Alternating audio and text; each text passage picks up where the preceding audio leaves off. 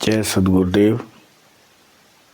सर्वप्रथम मैं अपने सद्गुरुदेव पूज्य स्वामी निखिलेश्वरानंद जी के चरणों में वंदन करता हूँ।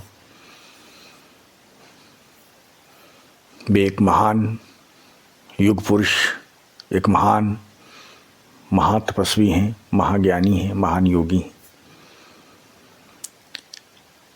जब जब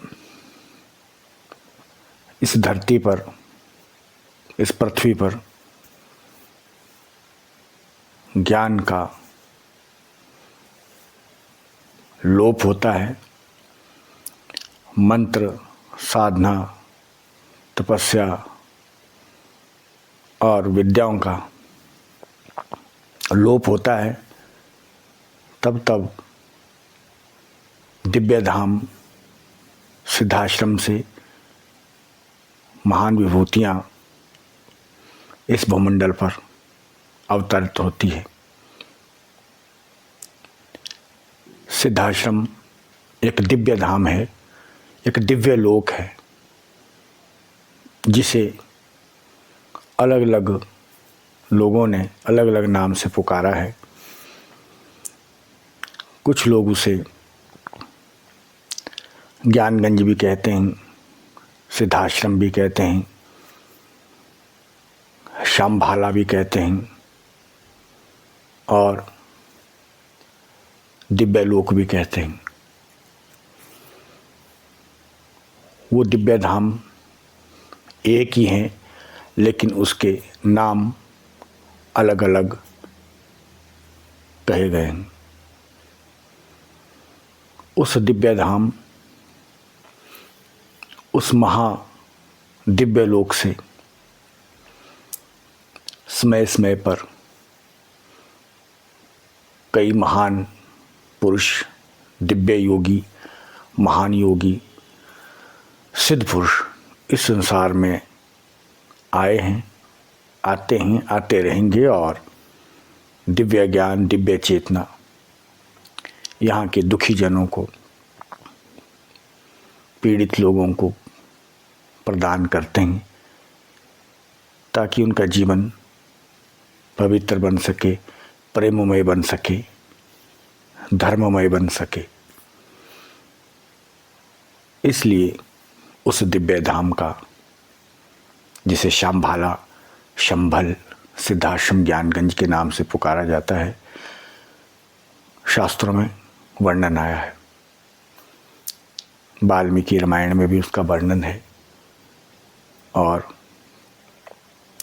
स्कंद पुराण में, विष्णु पुराण में भी वर्णन आया है। स्कंद पुराण में तो उस दिव्य स्थान को कलाप ग्राम के नाम से पुकारा गया है। बौद्ध धर्म में भी वज्रयान संप्रदाय में बहुत आदर के साथ शंभाला का नाम लिया जाता है और काल चक्र साधना के द्वारा शंभाला में प्रवेश पाया जाता है। लेकिन उस दिव्य स्थान, दिव्य भूमि, दिव्य आश्रम, सिद्धाश्रम में जाना बहुत कठिन है। पहले पहले मैं भी समझता था कि बहुत सरल है। जब मुझे हिमालय यात्रा में उच्च कोटि के योगी, उच्च कोटि के लामा, उच्च कोटि के सिद्ध मिले, तो उनके चरणों में बैठ करके जब मैंने जिज्ञासा की, क्या उस दिव्य धाम शंभाला या सिद्धाश्रम में प्रवेश पाया जा सकता है, तो उन्होंने कहा कि वो बहुत कठिन है, वहाँ प्रवेश पाना इतना सरल नहीं है। कई जन्म, साल नहीं कहा उन्होंने, कई जन्म लगते हैं तपस्या करते, साधना करते, और तपस्या और साधना के साथ साथ धर्म, क्षमा, प्रेम, करुणा, दया, वैराग, त्याग, जैसी कई गुण उस व्यक्ति में होने चाहिए, तभी उस दिव्य स्थान में, दिव्य लोक में जाना हो सकता है। और भी बहुत सी बातें उन योगियों ने हमें बतलाई। और उसके बाद फिर हमने जब देखा कि वहाँ जाने की कंडीशन और वहाँ जाने के जो नियम हैं, विधान हैं, विधियाँ हैं, वो बहुत ही जटिल और कठिन है, तो मैंने ये संकल्प किया कि अब हम तो वहाँ नहीं जा सकते, ना कभी गए हैं, मानस तो था, लेकिन जब उन महापुरुषों ने, उन योगियों ने मुझे कहा कि बहुत कठिन तपस्या, दिव्य साधना चाहिए, तभी वहाँ पर प्रवेश मिलता है, और साधारण मनुष्य वहाँ नहीं जा सकते। बहुत से साधक, विचारक और भक्त लोग मुझसे पूछते हैं कि आप शंभाला गए हैं, सिद्धाश्रम गए हैं, तो मैंने पहले भी कई बार बोला और अभी भी कहता हूँ कि वहाँ जाना बहुत कठिन है। मैं अपनी बात कहूँ तो मैं वहाँ नहीं गया, वो इसीलिए क्योंकि बहुत तपस्या, बहुत ज्ञान, बहुत ज़्यादा चेतना और बहुत समर्पण। और वहाँ के जो सिद्धाश्रम के, शंभाला के, ज्ञानगंज के जो दिव्य मास्टर हैं, जब तक उनकी अनुमति ना हो, उनका अनुग्रह ना हो, तब तक वहाँ जाना नामुमकिन है। चाहे हम बहुत तपस्या भी कर लें, साधनाएं भी कर लें, शक्तियाँ भी अर्जित कर लें, लेकिन जब तक वहाँ के उन दिव्य महापुरुषों की आशीर्वाद, आज्ञा ना हो, तो बड़े बड़े योगी, बड़े बड़े सिद्ध भी वहाँ प्रवेश नहीं पा सकते हैं, क्योंकि वो बहुत ही दिव्य और पावनतम धाम है। इसलिए पिछले 30-35 वर्षों से मैं साधना कर रहा हूँ, लेकिन मुझे आज तक उस दिव्य स्थान की, उस दिव्य सिद्धाश्रम की झलक तक नहीं मिली है। आप समझ सकते हैं कितना कठिन मामला है। मेरे सद्गुरुदेव कहते हैं कि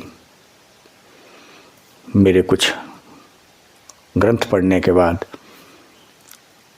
या मेरे प्रवचन सुनने के बाद बहुत लोग दावा करते हैं कि हम सिद्धाश्रम गए हैं और जाते हैं,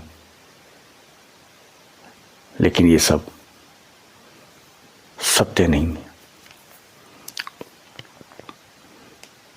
सत्य कुछ और होता है। बहुत कम साधक, बहुत कम योगी गुरु कृपा से, महापुरुषों की कृपा से वहाँ जा सके हैं, प्रवेश पा सके, ऐसा सद्गुरुदेव भी कहते हैं।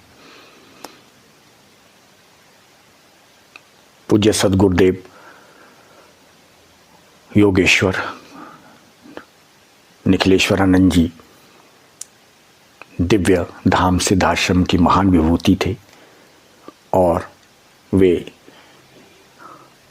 इस पृथ्वी पर आकर के पूज्य श्रीमाली जी, जिन्हें पूज्य डॉक्टर नारायण दत्त श्रीमाली जी कहा जाता था, उनके रूप में अवतरित होकर के उन्होंने अध्यात्म का, साधना का, चिंतन का प्रचार प्रसार किया और एक नया आयाम दिया, एक नई चेतना दी, और कई साधक, हजारों लाखों साधक उन्होंने तैयार किए, उनके जीवन में एक प्रकाश दिया। ऐसी महान विभूति थे योगीश्वर सद्गुरु स्वामी निखिलेश्वरानंद महाराज, जिनका हिमालय में बड़ा सम्मान है। उच्च कोटि के योगी, तपस्वी, ऋषि, मुनि उन्हें बहुत प्यार करते हैं, और हमारे बीच में भी साधारण मनुष्य की तरह पूज्य डॉक्टर नारायण दत्त श्रीमाली के रूप में रहे, और काफ़ी समय उन्होंने यहाँ कार्य किया। उनका जीवन बहुत तपोमय रहा है, बहुत तपे हैं सद्गुरुदेव। सद्गुरुदेव में वह सभी गुण थे जो एक दिव्य महापुरुष, एक दिव्य विभूति, एक दिव्य युवा पुरुष के रूप में होते हैं। सद्गुरुदेव में महातपस्या भी थी, महान त्याग भी था, महान करुणा भी थी, महान ज्ञान था और महान शक्तियां थी। उनके पास ये सब कुछ होते हुए भी साधारण रहे, कोई अहंकार नहीं, इतनी सादगी से रहे कि अगर कोई साधारण व्यक्ति के पास एक आधी सिद्धि शक्ति आ जाए तो वो उछलता है, अपना प्रचार प्रसार करने लगता है, बड़े बड़े चमत्कार दिखाने लगता है। लेकिन पूज्यपाद सद्गुरुदेव ने ऐसा कुछ नहीं किया। वे तो प्रचार से बहुत दूर रहते थे, प्रसिद्धि से बहुत दूर रहते थे और एक दिव्य कार्य वो उन्होंने कार्य किया प्रैक्टिकल रूप में। उच्च कोटि की दीक्षाएं, उच्च कोटि की साधनाएं उन्होंने प्रदान की ताकि एक साधारण मनुष्य भी देवता बन सके, मानव बन सके और उनके जीवन के दुख दूर हो सके। इसीलिए बहुत सी उच्च कोटि की साधना और दीक्षाएं उन्होंने हजारों लाखों साधकों को प्रदान की। धन्य हैं सद्गुरुदेव के शिष्य और साधक, प्रणम्य है वो लोग जिन्होंने सद्गुरुदेव निखिल जी के चरणों में सेवा की है, उनसे ज्ञान दीक्षाएं अर्जित किया है।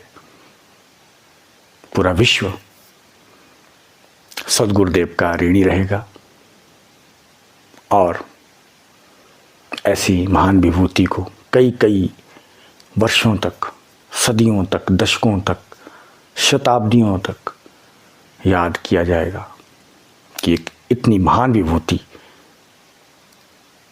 जिसे हिमालय में, ज्ञानगंज में, शंभाला में, सिद्धाश्रम में सद्गुरुदेव महायोगी निखिलेश्वरानंद जी के रूप में जाना जाता है। और वही एक महान विभूति, दिव्यात्मा, देवात्मा, सिद्धात्मा हमारे लोक में, हमारे संसार में आकर के साधारण रूप से कार्य किया। सिंपल लिविंग, हाई थिंकिंग, हर प्रकार का ज्ञान उनके पास था और है। चाहे उपार्थ विज्ञान हो, चाहे सूर्य विज्ञान हो, चाहे चंद्र विज्ञान हो, चाहे ज्योतिष विज्ञान हो, चाहे नक्षत्र विज्ञान हो, चाहे आदि विद्या हो, चाहे कादि विद्या हो, चाहे सादी विद्या हो, चाहे 10 महाविद्या की साधना हो और चाहे ब्रह्मांड साधना हो, लोकांतर साधना हो, कुंडलिनी जागरण साधना हो, उच्च कोटि की दीक्षाएं शक्तिपात, ऊर्ध्वपात, ब्रह्मपात से जो उन्होंने प्रदान की वो हों। इसके अलावा भी विज्ञान, अणु विज्ञान और योग विज्ञान, क्रिया योग, महायोग, अखंड महायोग, इतनी उनके पास विद्याएं और ज्ञान का खजाना था। मैं कहता जाऊं तो भी बहुत कम है। ऐसे दिव्य महापुरुष, क्योंकि मैंने उन्हें देखा है, उनकी आंखों में एक दिव्य करुणा थी, दिव्य तेज भी था, उनकी वाणी में एक दिव्य ओज था। जब वे बोलते थे तो ऐसे लगते थे ना जाने कितने ऋषि उनके मुख से बोल रहे हैं। उनका शरीर अपने आप में बहुत दिव्य और अलौकिक, एक महापुरुष का, एक दिव्य पुरुष का, एक पुरुषोत्तम का जो शरीर होता है वैसा उनका पूरा शरीर था। उनकी आंख, उनकी नासिका, उनके कान, कर्ण, उनके अजानुबाहु लंबे हाथ, उनके दिव्य चरण, ये सब मैंने देखा है, बहुत नज़दीकी से देखा है। उनके चरणों को भी हमने स्पर्श किया है, उनके चरणों को पाद सेवा की है।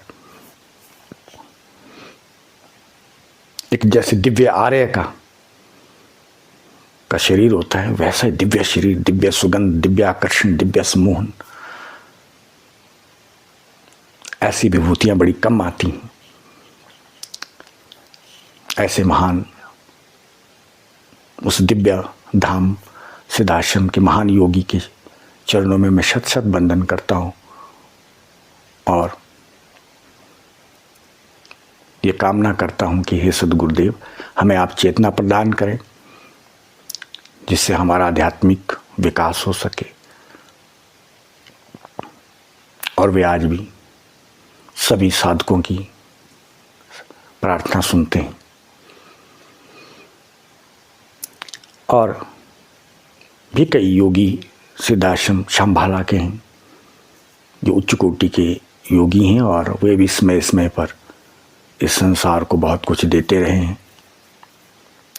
उच्च कोटि के लामा हो, उच्च कोटि के योगी हों, ऋषि हों, मुनि हों, वशिष्ठ हों, विश्वामित्र जी हों, क्रतु हो, पुला हो, पुलस्त्य हो, अंगीरा हो, गर्ग हो, विश्वामित्र जी, महाअवतार बाबा जी, गोरक्षनाथ जी, आदि गुरु शंकराचार्य भगवान, दत्तात्रेय जी, परशुराम जी और भी जो चिरंजीवी हैं कृपाचार्य जी। इसके साथ साथ और भी कई विभूतियाँ हैं जो उस दिव्य धाम में साधनारत हैं और हमें इस संसार को चेतना प्रदान करते रहते हैं। हमें कहीं नहीं जाना है, हमें अपने स्थान पर अपना कर्तव्य और कार्य करते हुए वो जो महापुरुष हैं हमारे, कोई भी सद्गुरु हैं जो उस दिव्य धाम से जुड़े हैं सिद्धाश्रम से, उनकी चेतना और आशीर्वाद यहीं हमें मिलता रहे, ऐसा हम प्रयास करें।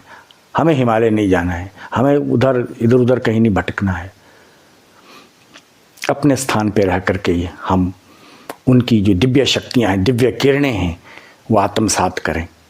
गुरु मंत्र जाप के द्वारा उनका ध्यान करते हुए, चाहे कोई भी उच्च कोटि के आपके गुरु हों, ऋषि हों, मुनि हों, उनका भी, और हम भी अपने सद्गुरुदेव निखिल का ध्यान मंत्र जाप करते हुए उनका आशीर्वाद, दिव्य किरण, दिव्य ऊर्जा प्राप्त करें और प्राप्त करके अपना जीवन भी धन्य करें और आसपास के जो दुखी लोग हैं उनमें भी वो दिव्य ऊर्जा अपने प्रेम के माध्यम से, अपने सत्संग के माध्यम से, यज्ञ पूजा पाठ अनुष्ठान के माध्यम से वितरित करें, जिससे पूरा विश्व दिव्य किरणों से, शंभाला और सिद्धाश्रम की दिव्य किरणों से, दिव्य ऊर्जा से ओतप्रोत हो जाए। चारों तरफ शांति, प्रेम, करुणा, दया, धर्म, विवेक, ये सब कुछ हो जाए।